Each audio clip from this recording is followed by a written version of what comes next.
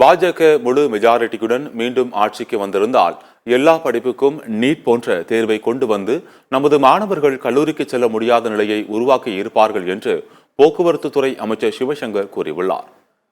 அரியலூர் நகர திமுக பொது உறுப்பினர்கள் கூட்டம் நகர செயலாளர் முருகேசன் தலைமையில் நடைபெற்றது. இதில் போக்குவரத்து துறை அமைச்சர் சிவசங்கர் கலந்து கொண்டார்.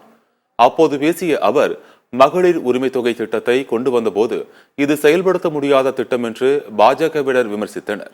முதலமைச்சரின் முயற்சி காரணமாக இத்திட்டம் சிறப்பாக செயல்படுத்தப்பட்டு வருவதை பார்த்ததும் பாஜக ஆளும் மாநிலமான மத்திய பிரதேசத்திலும் இத்திட்டம் செயல்படுத்தப்பட்டுள்ளது என்று கூறினார். நமது மாநிலத்தை பார்த்து மற்ற மாநிலங்கள் திட்டங்களை செயல்படுத்தும் போது நமது முதலமைச்சர் சிறப்பாக செயல்பட்டு வருகிறார் என்றும் அவர் பெருமிதம் தெரிவித்தார்.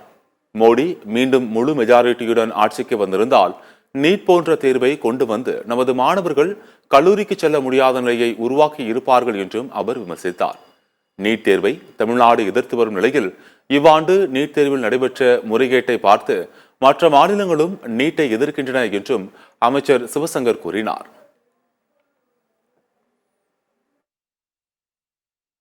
மகளிர் உரிமை தொகை மாதம் 1000 வழங்குகின்ற திட்டம், அதை பார்த்து இந்த திட்டம் கொண்டு வந்த நேரத்தில் பிஜேபி கட்சியை சேர்ந்தவர்கள் திட்டமிட்டார்.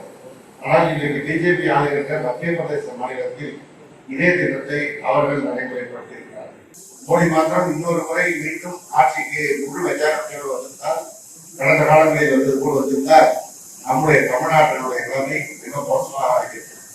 நீட் தேர்வை எப்படி நம் மீது திரித்து கிராமப்புறத்தில் இருக்கின்ற ஏழை எளிய மாணவர்கள் தாக்கி படிக்கின்ற வாய்ப்பை கிடைத்தாலோ, அதே போல எல்லா படிப்பிற்கும் நீட்டை கொண்டு ஒரு தேர்வை கொண்டு வந்து நாம் கல்லூரிக்கு நம்முடைய மாணவர்கள் செல்ல முடியாத நிலையை கொண்டு வந்திருக்கிறோம்.